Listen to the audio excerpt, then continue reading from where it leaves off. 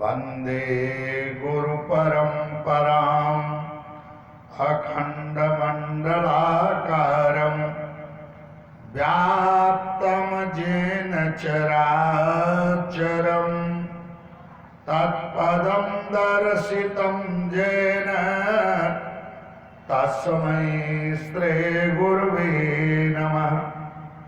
तस्मै श्री गुरुवे नमः। श्रद्धा और प्रेम से बोलिए भक्तवत्सल भगवान की।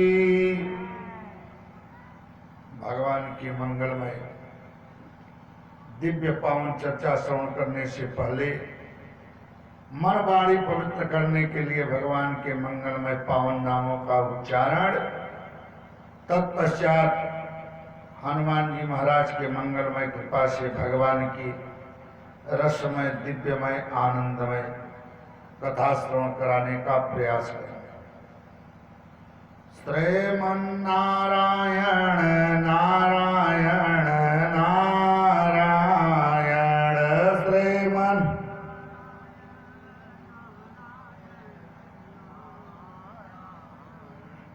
भजुमन नारायण नारायण नारायण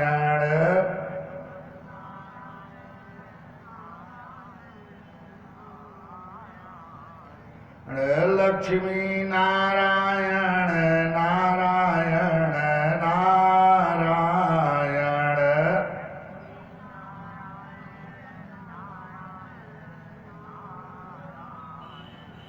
बद्री नारायण नारायण नारायण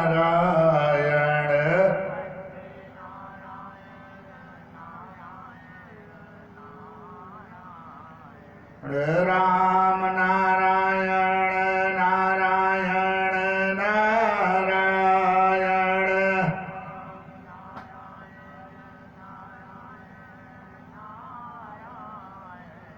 कृष्ण नारायण नारायण नारायण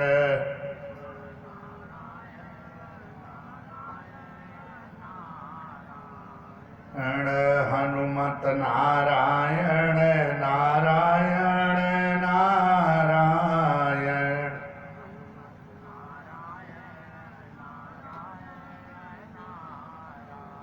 श्रद्धा और प्रेम से बोलिए लक्ष्मी नारायण भगवान की। तुलसी कृत रामायण कथा कहूँ अनुसार सोचि सुंदर आसन सुभग आय पवन कुमार श्री तुलसी के पद कमल बारु बारु सिरुनाई रामचरित मानस विमल कथा कहूँ चितलाय। बोले भक्तवत्सल भगवान की। इस राम कथा के आयोजक बड़े परिश्रम के साथ 11 वर्षों से जो आपके बीच में यह मानस सम्मेलन का आयोजन हो रहा है, भाग दौड़ के साथ भी इसको प्रारंभ कराने वाले आदरणीय प्रवीण कुमार द्विवेदी जी, इस कमेटी के अधिकारी पदाधिकारी सदस्यगण, आज के मुख्य अतिथि मास्टर साहब,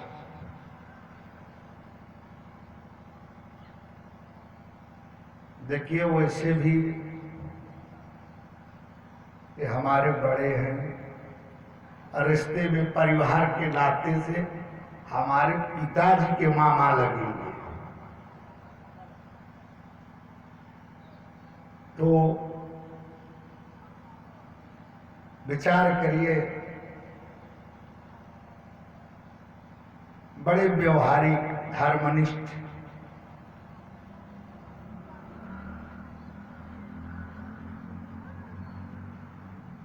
एक जीवन उपयोगी कथा आपके बीच में रखने के बाद हम प्रसंग पर चलते हैं।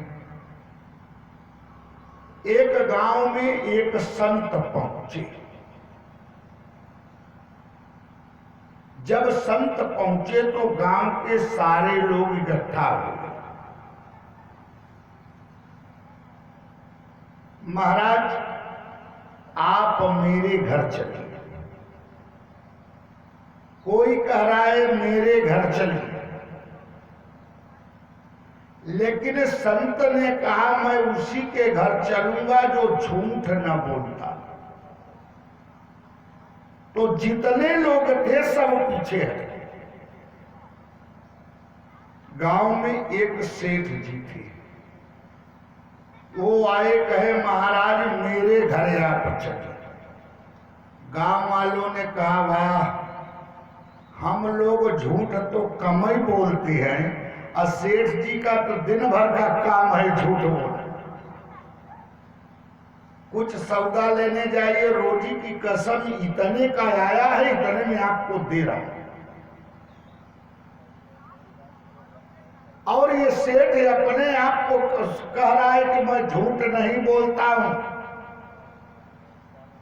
महात्मा जी ने कहा मैं 3 प्रश्न करूंगा सेठ, तीनों प्रश्नों का उत्तर दे दोगे तो मैं तुम्हारे घर चल दूंगा, नहीं तो मैं तुम्हें श्राप दे दूंगा। कहा आप प्रश्न करिए। कहा तुम्हारे पास संतान कितनी है? सेठ ने कहा 1। गांव वालों ने कहा महाराज पहला झूठ, सेठ के पास 3 बच्चे हैं और 1 बता रहा है। महात्मा जी ने कहा सेठ श्राप दे दूंगा। कहा गुरुदेव दूसरा प्रश्न पूछिए। कहा तुम्हारे पास संपत्ति कितनी है? कहा 50,000 रुपए। गांव वालों ने कहा महाराज दूसरा झूठ, अरबों खरबों का मालिक है और कह रहा है सेठ की 50,000 रुपए। कहा सेठ सावधान हो जाओ, तीसरा प्रश्न कर रहा हूं, तुम्हारी उम्र कितनी है? कहा 20 वर्ष। तब तो महात्मा जी को भी झटका लगा कि 80 साल का बुढ़ा अगर अपने आप को 20 वर्ष का बता रहा है तो चौंकाने की बात तो है। कहा सेठ ये तुम क्या कर रहे हो? कहा गुरुदेव आप चिंता मत करिए, मैं आपके तीनों प्रश्नों का उत्तर देता हूं। जो मैं कह रहा हूं वो भी ठीक है, जो गांव वाले कह रहे हैं वो भी ठीक है। कहा कैसे बताओ? कहा देखिए, बड़े वाले लड़के को बुलाए, बेटा यहाँ आओ। कहा चुप रहो, चिल्लाने के अलावा और कोई काम नहीं है क्या? दूसरे बेटे को बुलाया, बेटा यहाँ आओ। कहा पिताजी अभी खाली नहीं हूं, व्यापार लंबा है। तीसरे बेटे को बुलाया, बेटा सुनो, दौड़ कर आया। हाँ पिताजी क्या आज्ञा? कहा कहने के लिए तो 3 पुत्र हैं, लेकिन जो मेरे काम में आ रहा है वो मेरा एक ही पुत्र है। और रही बात दूसरा प्रश्न, आपने पूछा मेरे पास कितनी संपत्ति है? मैंने कहा 50,000 रुपए। गांव वाले कह रहे अरबों खरबों की संपत्ति है। अपने मुनीम को बुलाए, मुनीम जी, हाँ सेठ जी। कहा थोड़ा बही खाता खोल करके देखो मेरे पास कितनी संपत्ति है। कहा कभी लेखा जोखा नहीं हुआ। कहा ये बताओ उसमें से धर्म में मैंने कितना खर्च किया, तीर्थ यात्रा में कितना खर्च किया, धार्मिक अनुष्ठान में कितना खर्च किया। कहा 50,000 रुपए। कहा गुरुदेव यही मेरी असली पूंजी है। कहने के लिए तो करोड़ों अरबों भरे पड़े हैं किस काम के, लेकिन ये 50,000 यही मेरी सार्थक पूंजी है। कहा और तीसरा प्रश्न, आपने प्रश्न किया मेरी उम्र कितनी है, उसका भी उत्तर सुन लीजिए। अपने पत्नी को बुलाए, यहाँ आओ, गुरुजी के सामने बताओ तुम्हारे साथ प्रयागराज में कल्पवास लेकर के तीर्थ यात्रा में मैंने कितना समय व्यतीत किया। कहा 20 वर्ष। कहा गुरुदेव यही मेरी असली आयु है, बाकी सब तो निरर्थक जा रही है, किसी काम की नहीं है, यही मेरी असली आयु है। महात्मा जी ने कहा तुम्हारा परमार्थ तो सुंदर है ही सेठ, लेकिन व्यवहार भी बड़ा सुंदर है। इसलिए मैं तुम्हारे घर चलूंगा।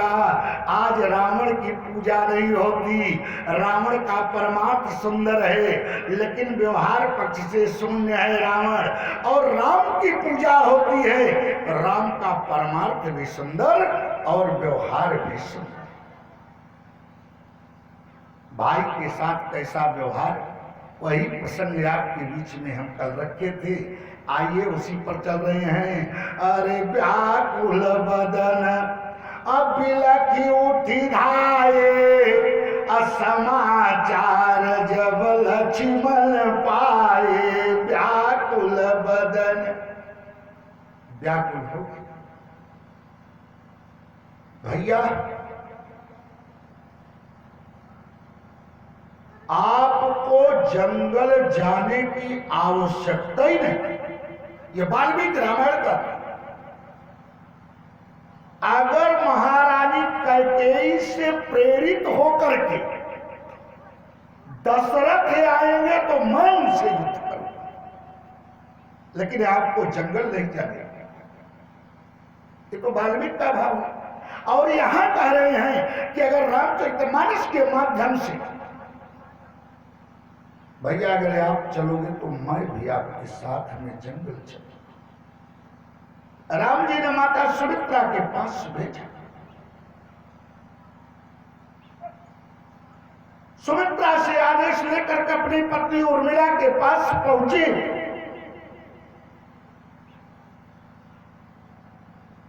उर्मिला ने कहा स्वामी मैं आपको रोकूंगी नहीं, ये कथा सब कल हो चुकी, इसलिए 60 में थोड़ा थोड़ा बताते हुए चल रहे।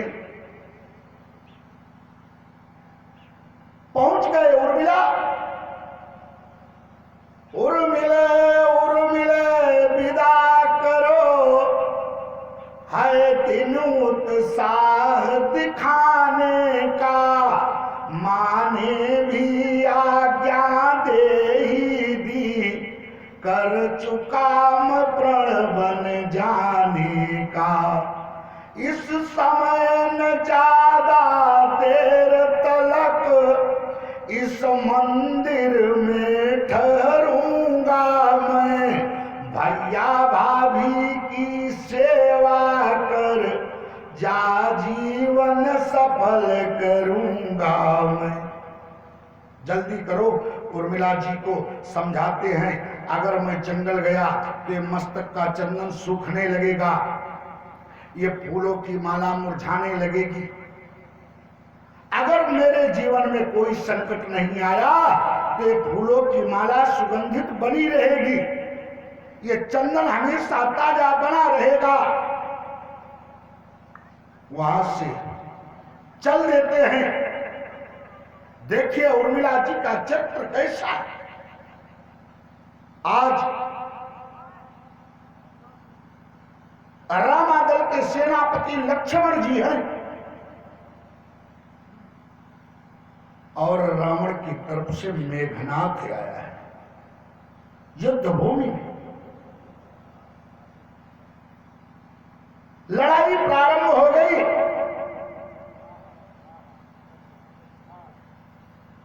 मेघनाथ ने देखा, लक्ष्मण से कहा रे ओ तपसी,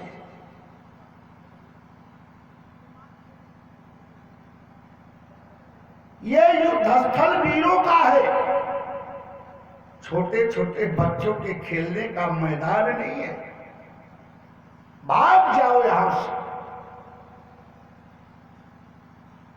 मैं तुम्हें छोड़ दूंगा, मैं तुम्हें छोड़ दूंगा।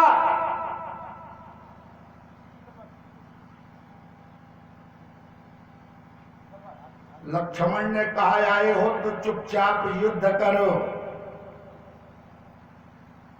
इतनी डीलिंग मत सुनाओ तुम मुझे। लक्ष्मण और मेघनाद में युद्ध होने लगा। सायंकाल होते होते तक वीर घातनी शक्ति मारा मेघनाद और लक्ष्मण जी को लग। लक्ष्मण जी युद्ध भूमि में गिर गए। युद्ध बंद होने की घोषणा हो गई।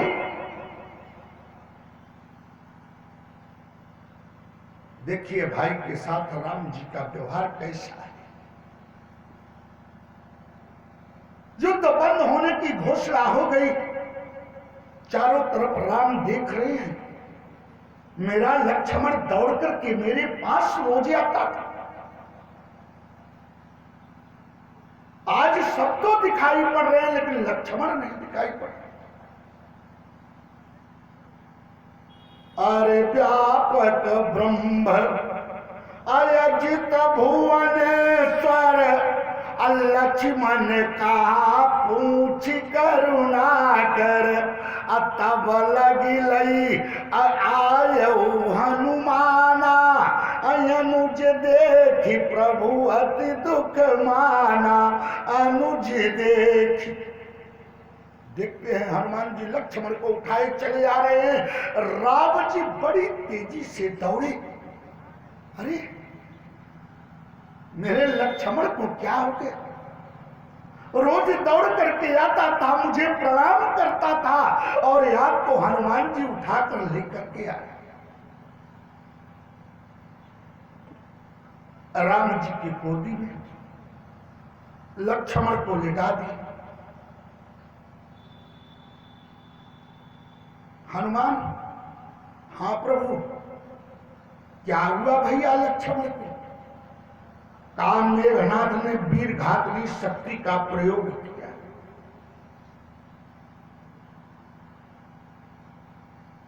लक्ष्मण एक बार बोलो भैया। देखिए राम जी का व्यवहार क्या कहते हैं।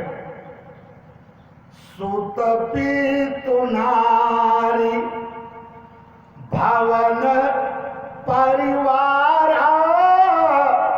मिल ही जाई जग बार ही बारा, अस विचार जिय जागहु ताता, मिल न जगत सहोदर भ्राता, मिल न जगत। एक बार बोल दो भैया। लक्ष्मण अगर तुम्हें कुछ हो गया तो यह राम भी जीवित नहीं बचेगा।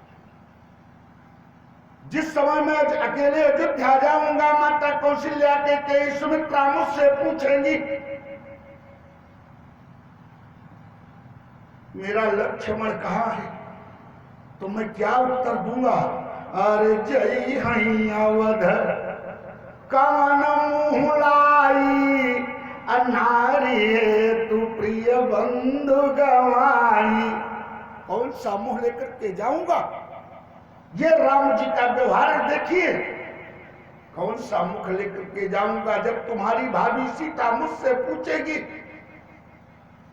मेरा देवर लक्ष्मण कहाँ है?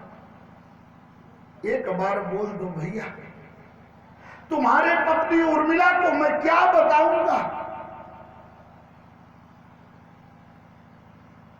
अगर मैं जानता, जब ये मेघनाद मगरमच्छ बन करके अयोध्या में आया था, उसी समय जब जनतेव बन बंधु विछेहु, पिता वचन मनतेव नहीं। उसी समय उसकी हत्या कर देता तो आज यह दिन देखने को न होता। हनुमान जी महाराज ने कहा, भाई प्रभु आप रोइए मत, मैं आपके नेत्रों में आंसू नहीं देख सकता। मैंने सुना है चंद्रमा में अमृत है, मैं चंद्रमा को पकड़कर भैया लक्ष्मण के मुंह में निचोड़ दूंगा, इससे भी नहीं बनेगा। मैंने सुना है पाताल में अमृत का कलश है, यह हनुमान पाताल को फाड़ करके अमृत का कलश उठा लाएगा, लक्ष्मण को पिला भी देना और नहलवा भी, इससे भी नहीं बना प्रभु।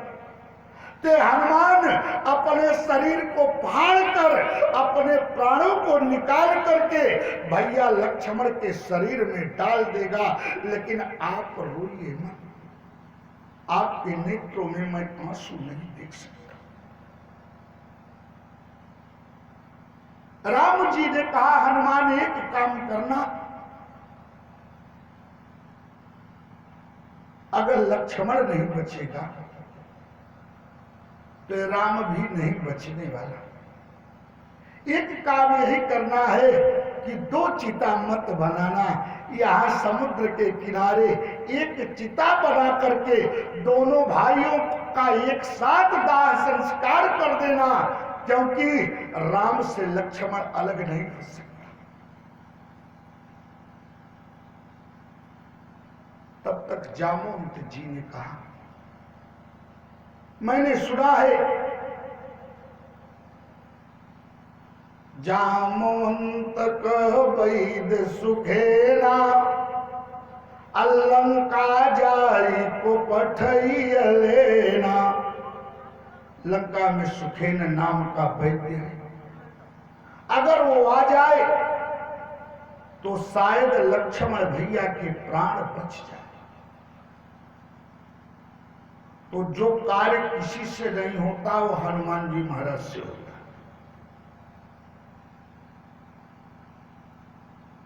सीता खोज में जब सारे बंदर जाने लगे तो सबसे पीछे कौन है? आगे हैं अंगद जी, उसके बाद सारे बंदर नल नील द्विविध मयंद याद, और सबसे पीछे कौन है? पाछे पवन तनय सिरुनावा, अचान काजु प्रभु निकट बुलावा, अपर साशीष असरो रूपानी, अकर मुद्रिका दीन जनु जानी। यहां सबसे पीछे। और जब भूख और प्यास से सारे बंदर परेशान हो गए तो हनुमान जी ने देखा पहाड़ के ऊपर चढ़ करके कि एक गुफा में जल जरूर है, क्योंकि वहां जल के पक्षी प्रवेश कर रहे हैं। चक्रवाक हंस हो रहा है कि उस गुफा के अंदर जल है, अगर जल नहीं मिला तो सारे बंदर मर जाए। अभी तक तो सबसे पीछे आए अंगद जी, आप तो युवराज हो, आप तो सेना नायक हो, आगे आगे आप चलिए, गुफा में जल की व्यवस्था है। अंगद जी ने सोचा, अच्छा फंसा रहा है मुझे हनुमान, अब गुफा में घुसूं, पहली लाठी हमारे खोपड़ी पदर पड़ गई तब कोई लिए बैठा हो लाठी, पहली लाठी हमारे खोपड़ी पर। कहा, ये तो जानते हो हनुमान ने कि हमारे खानदान में गुफा में घुसना नहीं सहता, क्योंकि हमारे पिताजी और चाचा जी घुसे क्या दशा हुई। तो अंगद जी कौन है? अंगद जी हैं पुरुषार्थ, और सारे बंदर हैं सद्गुण सद्विचार, और हनुमान जी हैं विश्वास। तो जब पुरुषार्थ पर सद्गुण सद्विचार हावी हो जाता है, पुरुषार्थ फेल हो जाता है, तब विश्वास कार्य करता है। तब आगे कौन हो गया? अरे आगे कई हनुमंत लीना पैठा बिबर अविलंबुन कीना पैठा बिबर। अब आगे आगे कौन? हनुमान जी। तो जो कार्य किसी से नहीं होता वो हनुमान से। अब जामवंत जी ने कह दिया, अरे जामवंत कह पैद सुखेना अलंका जाई को पठैया लेना। लंका जाई को पठैया लेना। कौन जाए? हनुमान जी महाराज ने कहा चिंता मत करिए, मैं जा रहा हूं, मैं जा रहा हूं। हनुमान जी महाराज जा रहे हैं। अरे धरि लघु रूप गयो हनुमंता। गए तो और जाने के बाद क्या किए? खतरा कर दिए, पूरा फाउंडेशन सहित उखाड़ लाए। सुखेन बैठ का पूरा घरवा नींव सहित उखाड़े। क्यों उखाड़े? विचार करने लगे। ज्ञानी नाम अग्रगण्य है, वहां पहुंचने के बाद इसको लेकर के चलूंगा। शत्रु पक्ष का वैद्य है, कह दिया डिस्पेंसरी तो घर ही पे रह गई, आयाला ओला सब उसी में है, तो कैसे? तो एक चाटा मार करके कहूंगा चलो कमरे के अंदर और निकालो सब चेक कर। और दूसरा भाग रावण पूछेगा क्यों गए, तो बचने का चांस रहेगा। इतना तो कह सकता है कि जब नींव सहित उखाड़ ले गया तो मैं क्या करूं? अरे धरि लघु रूप गयो हनुमंता अयान हूं भवन समेत तुरंता। भवन सहित उखाड़ करके उड़ रहे हैं। आकाश मार्ग में सुखेन बैठ की नींद खुली, चारपाई हिल रही है। कहा कौन हो, कहां लेकर के जा रहे हो? हनुमान जी महाराज ने कहा जहां लेटे बैठे हो वहीं लेटे बैठे रहो, नीचे देखने की कोशिश मत करना, नहीं तो अगर नीचे गिरोगे तो कब हड्डी पसली बचने वाली नहीं है, क्योंकि इस समय 2000 किलोमीटर ऊपर हो। तो लेकर के आई सुखेन बैठ राम जी के पास। सुखेन वैद्य से प्रभु श्री राम ने कहा, वैद्यराज देखो मेरे भैया लक्ष्मण को क्या हुआ,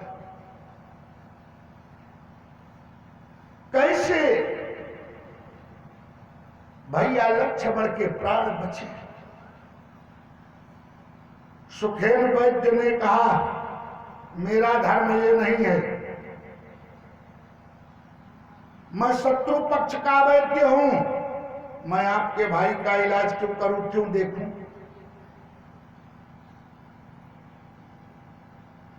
राम जी ने कहा मुझे धर्म बता रहे, मैं किस खानदान का हूं जानते हो? शिविदधीच हरिचंद्र नरेशा असयु धर्म हित कठिन कलेसा। और धर्म की बात कर रहे हो वैद्यराज, सुनो। निज धर्म है तू निज राज गया, श्री पितृ देव का मरण हुआ। निज धर्म है तू भाई भरत छुटा, सीता प्यारी का हरण हुआ। उस धर्म मार्ग पर चलने से लक्ष्मण मरता है तो मर जाए, आवाज यही होगी अपनी कि धर्म नहीं जाने पाए। अगर आपका धर्म यही है तो आप इलाज मत करिए। सुखेन वैद्य ने कहा नहीं प्रभु, मेरा धर्म क्या है? रोगी के प्राणों की रक्षा करना। लक्ष्मण जी की नाड़ी पकड़ी, नाड़ी पकड़ने के बाद कहते हैं अगर सूर्योदय के पहले संजीवनी बूटी मिल जाए तो लक्ष्मण के प्राण बच सकते हैं। राम जी ने पूछा ये संजीवनी बूटी है कहां? कहा धौलागिरी पर्वत पर। लेकिन प्रभु सूर्योदय के पहले आ जाए, राम जी ने कहा असंभव, असंभव। दो बार राम जी ने कहा, हनुमान ने कहा नहीं प्रभु असंभव कुछ नहीं है। हनुमान को संजीवनी बूटी लाने में कितना समय लगेगा जानते? कवितावली रामायण का भाव समझिएगा। एक चूल्हा बनाइए, चूल्हे पर एक कड़ाही रख दीजिए, कड़ाही में घी डाल दीजिए, नीचे से आग लगा दीजिए। वो जब घी खूब खौलने लगे तो खौलते हुए घी में सरसों का एक दाना डाल दीजिए। जितनी देर में वह दाना चटकेगा उतनी देर में हनुमान संजीवनी बूटी लेकर के वापस से।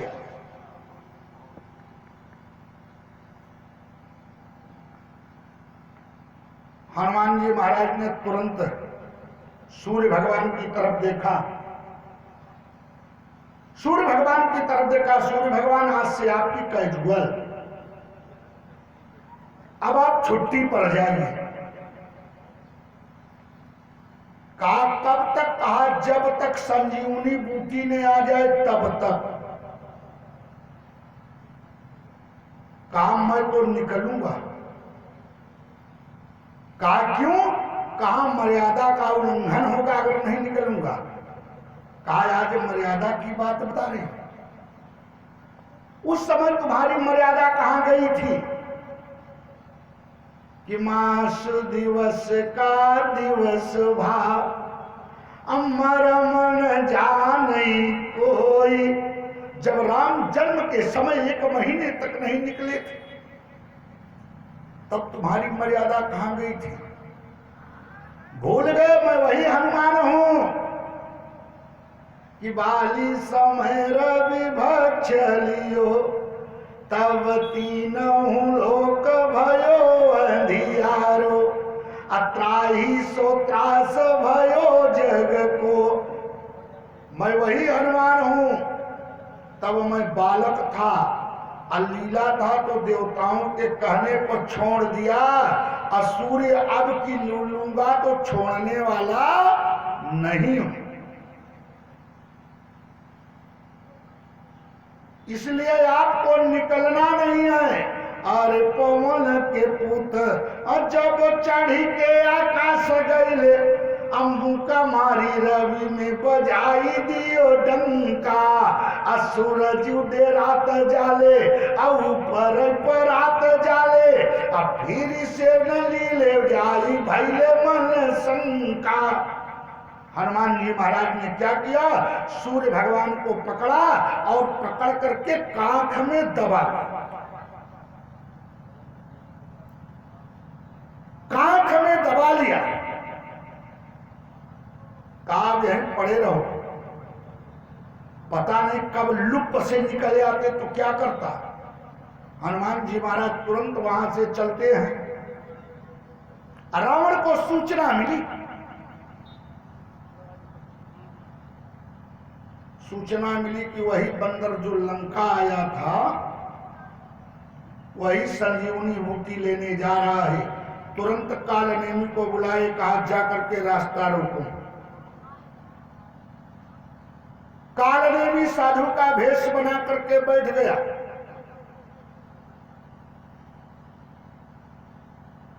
ऐसी माया फैलाया कि हनुमान जी महाराज को प्यास लगी।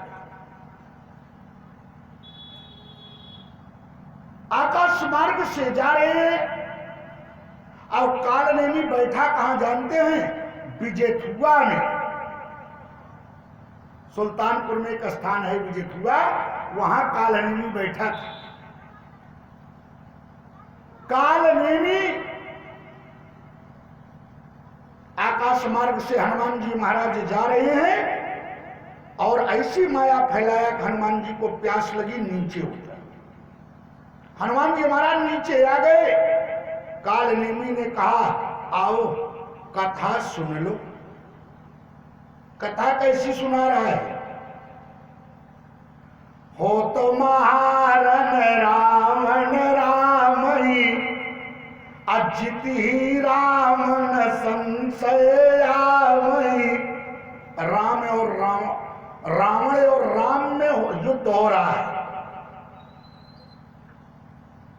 हनुमान जी ने कहा सब कथा कहते हैं तो कहते हैं राम रावण में युद्ध हो रहा है, ये नकली साधु है क्या? कह रहा है रावण और राम में युद्ध हो रहा है। लेकिन एक बात कह रहा है कि जीतेंगे राम ही। कहा गुरुदेव मुझे प्यास लगी है। अरे मागा जल तब दीन कमंडल, कपि नहीं घाव थोड़े जल। जब कमंडल दे दिया तब तो कहा ये तो एकदम नकली साधु, क्योंकि साधु अपना कमंडल किसी को नहीं देता। कहा गुरुदेव इससे मेरी प्यास नहीं बुझेगी।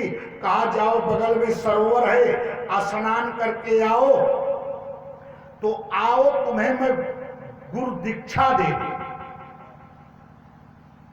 खूब जल पी लेना, स्नान करके तब आना। अब हनुमान जी महाराज जैसे सरोवर में प्रवेश किए, मकड़ी ने पैर पकड़ा। कामुनि न होई यह निश्चर घोरा, अमानहु सत्य वचन कपि मोरा। हनुमान जी महाराज ने कहा मैं तो पहले ही समझ गया था। आए काल नेमी ने कहा आओ गुरु दीक्षा ले लो। कहा नहीं गुरुदेव हमारे उत्तर प्रदेश का नियम है पहले दक्षिणा दी जाती है तब मंत्र लिया जाता है। कहा नहीं नहीं पहले मंत्र तब दक्षिणा। कहा नहीं आपके लंका में होता होगा, हमारे यहाँ पहले दक्षिणा तब मंत्र। अब हनुमान जी देखने लगे क्या सारे अंग में तो राम राम लिखा है, कहां से इसे सजा दी जाए। तो सिर के ऊपर कुछ नहीं लिखा था, वहीं पूंछ में फंसाए, उठा करके फेंक दिए, सीधा रामपुर का टिकट कट गया। और आगे बढ़े। देखा शैल अरे देखा शैल नय औषधि चीना, सहसा कपि उपारि गिरि लीना। पूरे धौलागिरी पर्वत को उठा करके हनुमान जी महाराज चल देते हैं। आकाश मार्ग से चले जा रहे हैं। नंदी ग्राम में भरत जी कुशासन पर बैठे हैं। भरत जी की दृष्टि गई, अरे ये कोई राक्षस है क्या? ये कोई राक्षस है क्या?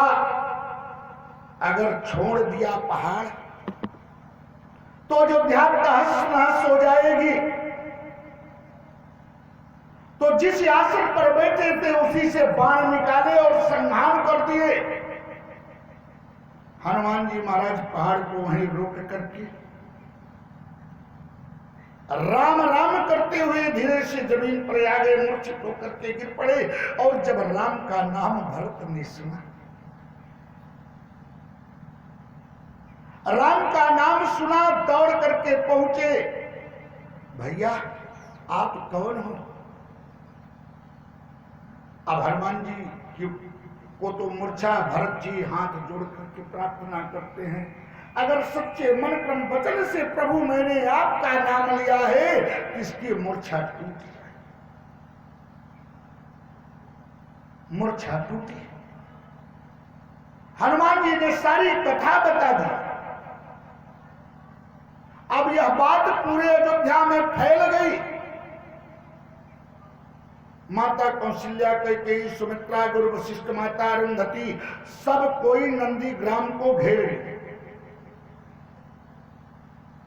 कौशल्या ने कहा हनुमान मेरे पुत्र राम से मेरा एक संदेशा कहोगे? कहा बोलो मां। कहा राम से कह देना अगर अयोध्या वापस आएगा तो लक्ष्मण को साथ लेकर के वापस आएगा, क्योंकि राम अच्छा लगता है तो लक्ष्मण के साथ अच्छा लगता है।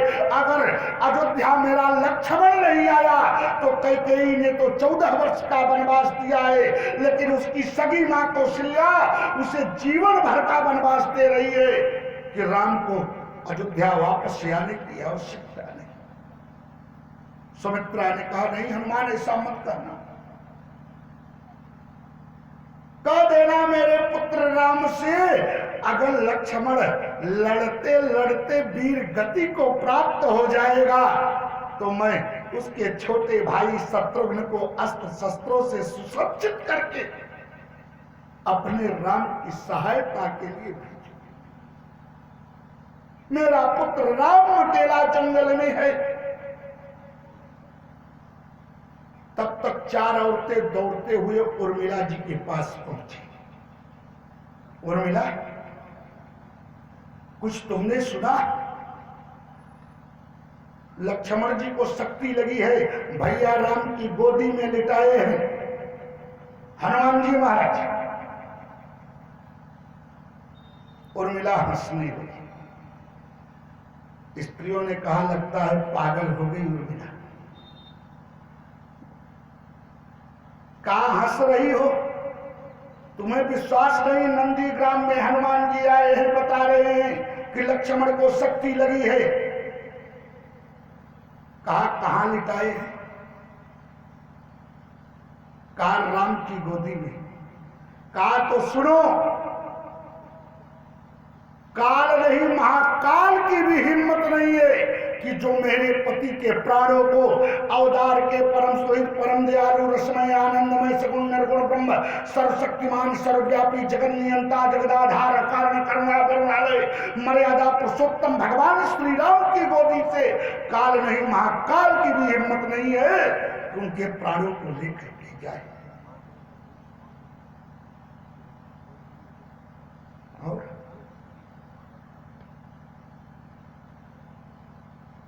मुझे विश्वास नहीं है, क्योंकि मेरे पति ने मुझसे कहा है कि अगर उनके जीवन में संकट आया तो मस्तक का चंदन सूखने लगेगा, यह फूलों की माला मुरझाने लगेगी। मैं कैसे विश्वास करूं? उरु चंदन चारु भी सूखे नहीं, न तजो निज नयन शीतलताई। अभी हमारे आंखों की शीतलता नहीं है। उरु चंदन चारु भी सूखे नहीं, न तजो निज नयन शीतलताई। अगल मालय भी मुरझायो नहीं, अजहूं पर देत सुगंध सोहाई। कैसे करूं विश्वास यही, पति मेरे पड़े रण में सरसाई। मैं कैसे विश्वास कर लूं कि मेरे पति के जीवन में संकट आया? अपने पति की माया प्रियतम हूं। अगर आया संकट तो क्या है?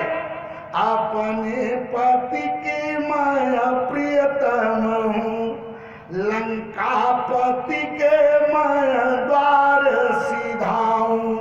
अजात जात सुलोचन शीस, असुहाग सिंदूर के बिंब मिटाऊं। सुलोचना के सुहाग ने मेरे मांग का सिंदूर अगर मिटाया है तो सुलोचना के मांग का सिंदूर मैं मिटाऊंगी। किसी को जाने की आवश्यकता नहीं है।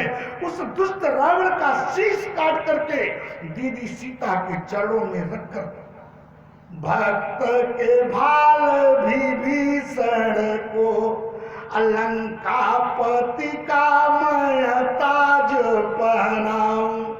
किसी को जाने की आवश्यकता नहीं। यह है उर्मिला जी का चरित्र। अब यहाँ हनुमान जी महाराज बड़े संक्षेप में 5 मिनट के अंदर ही भरत जी कहते हैं कि हनुमान चिंता मत करो, चढ़मम सायक शैल समेता, अपठहूं तो ही कृपा निकेता। हनुमान जी ने कहा मोरे भार चले किंबाना, नहीं नहीं भरत भैया, मैं आपके बाण से पहले पहुंच जाऊंगा। संजीवनी बूटी लेकर के पहुंचे और सुखेन वैद संजीवनी बूटी लक्ष्मण जी को पिलाए। लक्ष्मण जी उठ करके खड़े हो गए, राम जी को प्रणाम करते हैं। राम जी मुंह उधर घुमा लिए, मैं तुमसे बात नहीं करूंगा लक्ष्मण। कहा क्यों? कहा मैं सारी रात रोता रहा और तुम ड्रामा करके सोते रहे। कहा मैं ड्रामा करके सो रहा था। कहा सुनो लक्ष्मण, एक मेघनाथ नहीं 1000 मेघनाथ एक साथ शक्ति का प्रयोग कर दे, लेकिन लक्ष्मण का बाल बांका नहीं हो सकता।